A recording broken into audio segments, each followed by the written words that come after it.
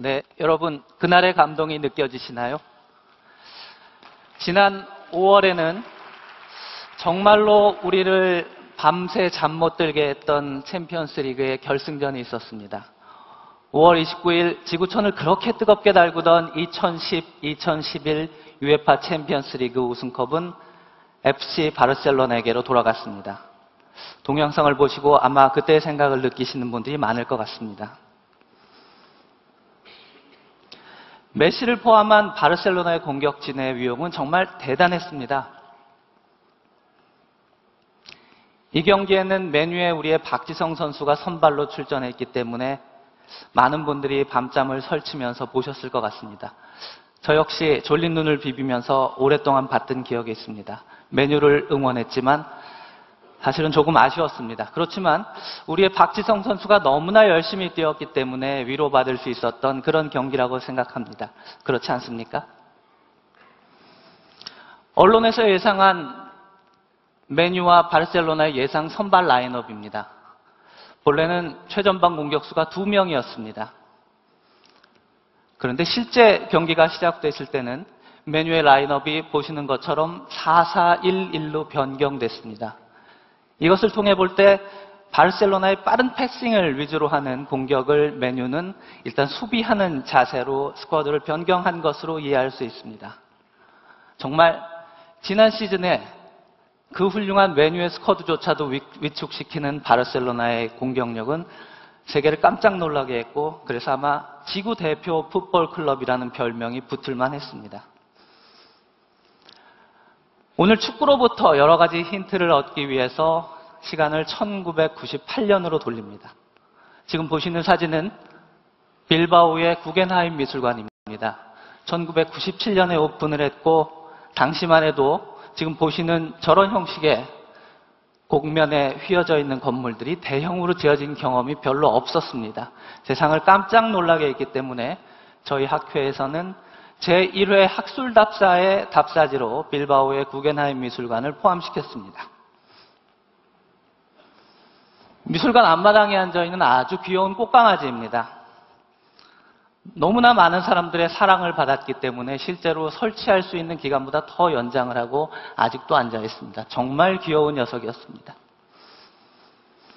그리고 네르비온 강을 가로지르는 하얀 활처럼 휘어진, 더군다나 올라가 보시면 바닥에 휘어있고 유리로 되어 있고 그 경사면도 살짝 기울어져 있습니다. 아주 놀라운 경험을 했던 칼라트라바의 작품입니다. 눈치채셨겠지만 지하철 입구입니다. 건축가들이 무슨 지하철 입구를 답사를 해야 되지? 이렇게 생각하실 수 있습니다. 하지만 당시에 세계적인 하이테크 건축가였던 노만 포스터는 과감하게 메트로 디자인을 했었고, 당시 저희는 이곳을 그래서 답사 대상으로 삼았습니다. 그렇지만 아쉽게도 내부 사진은 갖고 있지 못합니다. 당시에 촬영이 금지였습니다. 지금은 어떤지 한번 다시 가보면 촬영하고 싶은 생각이 많이 있습니다. 당시 빌바오의 변화되는 모습을 보여줄 수 있는 그런 사진입니다. 하얗고 반짝이는 멋진 건물이 가운데 있지만 그 주변은 여전히 물류기지로 사용되고 있는 그런 모습을 갖고 있습니다. 지금 보신 몇 개의 사례를 답사하고 저희는 아주 가까이에 있는 산세바스찬이라는 정말로 아름다운 휴양도시로 갑니다. 보시는 그림은 대서양의 쪽빛 바다와 그리고 자연과 바다와 하나가 되어버린 칠리다의 조각작품입니다. 바로 뒤편으로는 정말 아름다운 해변입니다. 물론 사진이 살짝 흐리기 때문에 자세히 못 보시겠지만 저희는 안타깝게도 긴 바지에 해를 가리는 긴 팔에 카메라를 메고 어슬렁 사진을 찍으면서 다녔습니다. 아마 생각하기에 해변에서 해수욕을 즐기던 분들은 정말 특이한 사람들 왔다, 이렇게 아마 생각을 했을 것 같습니다. 그리고 2010년이 됐습니다. 테크플러스 포럼의 살기 좋은 지역 만들기 분과 포럼을 위해서 어떤 공간이 좋은 공간인가를 고민했습니다. 그리고 다시 빌바오를 검토했습니다. 빌바오는 여전히 주목을 받고 있었고 그 주목받고 있는 이유가 정말로 궁금했습니다. 그래서 빌바오의 여러 가지 대표적인 이미지들을 연차별로 정리했습니다. 그래도 여전히 풀리지 않는 숙제가 하나 남더군요. 그래서 그것을 찾기 위한 여러 가지 검토와 생각을 한 끝에 결국은 지금 오늘 보시는 저의 복장처럼 축구의 스쿼드로부터 그 힌트를 얻게 됩니다. 축구의 스쿼드로 분석한 빌바오의 모습입니다. 1980년대에는 해양관광 그리고 피카소의 게르니카 나머지 건물들은 대부분 산업도시로서의 이미지를 갖고 있는 모습을 보실 수 있습니다. 1998년 당시에는 빌바오 구겐하임 미술관과 하얀 다리와 같은 저러한 시설들로 문화적인 이미지로 바뀌어가고 있는 단계였습니다. 2011년 현재는 당시보다 훨씬 더 좋은 그런 문화적인 스쿼드를 갖게 됩니다. 주거지역 쌍둥이 타워를 설계한 아라타 유서작가의 작품, 빌바오 공항 칼라트라바가 있고요. 이런 시설들로 빌바오는 점점점 훌륭한 문화시설을 갖춥니다. 게다가 앞으로 지어지게 될 빌바오에는 장 누벨, 리차드 로저스, 자하 디더 같은 세계적인 건축가들의 작품이 들어섭니다. 그렇습니다. 빌바오가 지금까지 주목을 받았던 이유는 지역만의 독특한 스쿼드를 갖고 있기 때문이었습니다. 살고 싶은 지역 만들기 포럼은 지난 6개월간 총 7차에 걸친 회의를 통해서 이루어졌습니다. 정말 수많은 지역을 살펴보았습니다. 그리고 엄청나게 많은 요인들을 검토했습니다. 이러한 노력의 결과 우리에게 아주 잘 어울리는 몇 가지의 아이디어를 찾아낼 수 있었습니다.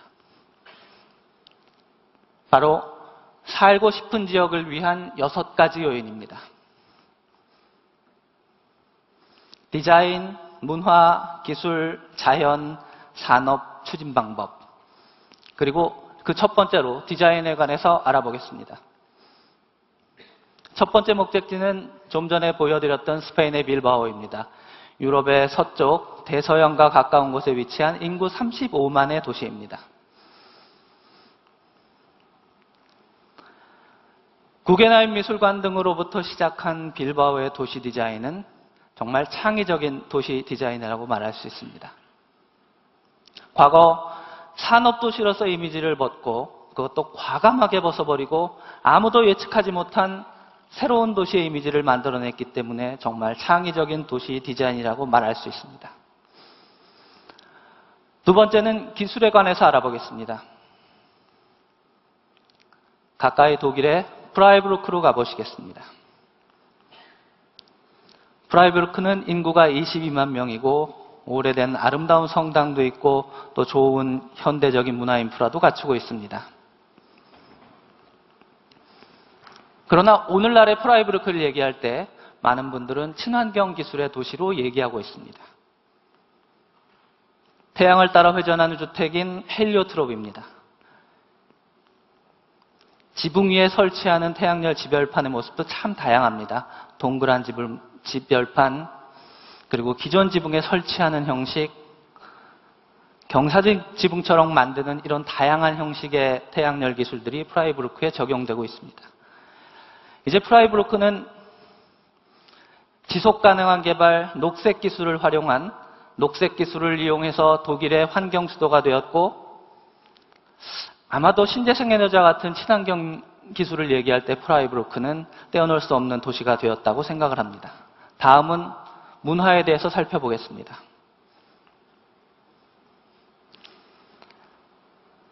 아주리 군단의 나라 이탈리아의 그레베인 키안티입니다. 이름을 처음 들어보시겠죠? 와인으로 유명한 토스카나 지역에 위치하고 있습니다. 역사와 문화가 남아있고 아름다운 자연이 함께하는 포도와 올리브가 주 산업인 인구가 1200명밖에 되지 않는 작은 마을입니다. 도시를 걷고 숙성된 와인을 마시고 밤에도 낭만이 있는, 그리고 인스턴트 음식이 없는 정말 상큼한 레몬과 같은 도시입니다.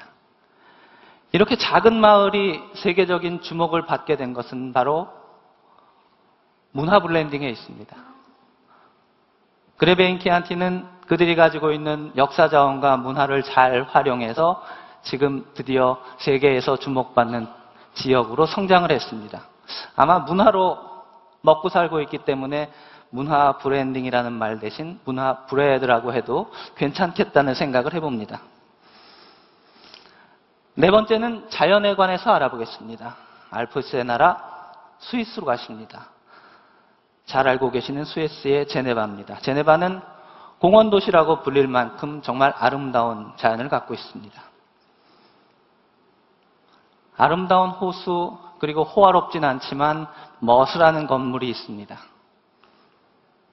호숫가에서 게임도 하고 제네바의 상징인 제타 분수를 보실 수 있습니다. 또 20여 개국의 국제기구가 설치되어 있는 국제적인 도시입니다. 그런데 이렇게 아름다운 제네바의 모습이 원래부터 그랬던 것은 아닙니다. 2차 대전 이후 너무도 오염된 레만 호수를 살리기 위해서 제네바는 20년간 120곳에 폐수처리 시설을 설치했고 석유 의존도를 낮추기 위한 노력을 지속적으로 진행했습니다. 결국 호수의 풍광을 위한 규제를 했습니다. 그래서 이러한 규제의 결과가 참으로 아름답게 나타났습니다. 그렇지 않습니까? 그래서 제네바의 규제는 자연을 위한 아름다운 규제라고 불릴만 합니다. 자연을 위한 아름다운 규제, 결국은 제네바의 경쟁력이 되었습니다. 다섯 번째는 산업에 관해서입니다. 우선 그 첫 번째 도시로 일본의 도요타시로 갑니다. 도요타 자동차의 도시 맞습니다. 외견상의 모습은 일본의 여느 도시와 비슷합니다. 인구는 약 40만 명이고 기업은 학교와 문화시설, 병원 등을 지어서 사회에 기여합니다. 그리고 대학과 연구소와 함께하는 자동차 클러스터 도시입니다. 그리고 두 번째로 너무나 잘 알려지고 유명한 미국의 실리콘밸리입니다. 이곳은 벤처기업의 요람이고 그리고 동시에 벤처기업의 무덤입니다. 실리콘밸리는 미국 경제 성장의 원동력이고 또 최대 규모의 산업단지입니다. 보신 것처럼 실리콘밸리와 도요타시의 성공의 비결은 특화 산업의 집적을 통한 일자리 창출에 있다고 할 수 있습니다. 자, 이제 마지막 여섯 번째입니다. 추진 방법에 관해서 알아보겠습니다. 미국의 시애틀로 북쪽으로 이동하십니다. 시애틀은 톰 행크스 주연의 영화로 우리에게 굉장히 친숙한 도시이고 지금은 스타벅스 1호점이 있는 도시이기 때문에 커피를 좋아하시는 분들이 꼭 한번 가보고 싶은 그런 도시로 되어 있습니다. 해안가의 멋진 스카이라인과 그리고 아름다운 야경, 살기 좋은 도시를 만들기 위해서 시애틀은 지역민이 참여하고 소통할 수 있는 도시계획의 유기적인 시스템을 갖고 있습니다. 그렇습니다. 살고 싶은 지역을 만들기 위한 추진 과정은 소통과 협력의 정책 계획이 되어야 합니다. 자, 이제 긴 여행을 마치고 귀국길에 오르고 계십니다. 그런데 여러분 혹시 이런 생각 들지 않으세요? 지금 제가 설명을 한 이 좋은 6가지의 요인을 적용하면 정말 성공할 수 있을까? 그런 생각을 가지시게 될 겁니다.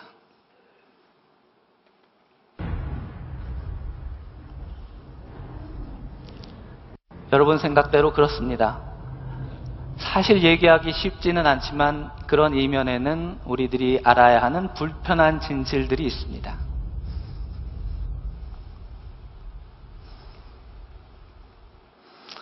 도시 파산 사례로 언급되고 있는 일본의 유바레시, 그리고 현재 미국의 100여 개의 도시가 끔찍한 파산을 눈앞에 두고 있다는 소식도 있고 안타깝게도 우리의 지자체 중에 태백, 인천, 시흥시 등이 워크아웃의 위기에 있다고 합니다.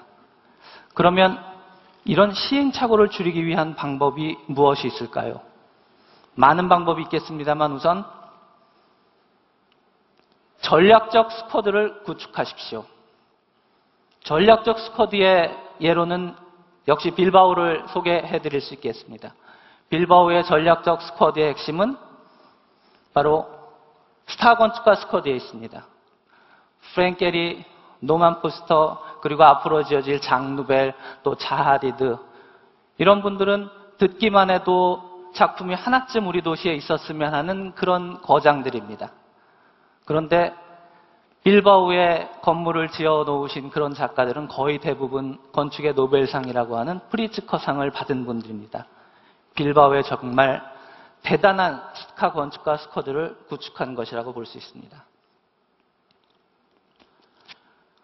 다음은 독일의 프라이부르크를 말씀드리겠습니다. 지속 가능한 에너지 기술을 이용해서 경쟁력 있는 스쿼드를 구축했습니다. 그래서 솔라시티 프라이부르크는 이제 독일의 환경 수도를 넘어서 세계의 환경 수도를 지향한다고 할 수 있습니다. 혹시 6개 요인을 모두 고르게 갖춘 지역을 만들고 싶으시다고요? 그러시면 여러분 지금 보여드리는 미국 시애틀을 참조하시면 좋을 것 같습니다. 자연, 추진 방법, 산업, 그리고 문화, 기술, 디자인, 고른 스쿼드를 갖추고 있는 도시입니다. 그리고 여러분, 스쿼드 말고 또 하나 중요한 것이 있습니다. 어떤 것일까요? 그렇습니다. 창조적 리그를 만드는 것입니다. 이미 잘 아시는 브라질의 꾸리찌바는 꿈의 도시로 알려져 있고 저비용, 재활용, 그리고 단순 개발을 통해서 생태도시라는 새로운 장을 열고 그 리그의 리딩 시티가 됩니다. 이탈리아 소지역에서 이루어진 슬로시티 운동 역시 같은 맥락으로 설명드릴 수 있습니다. 런던이 그 지역보다 앞서서 슬로시티를 할 수 있을까요? 그렇지 않을 겁니다.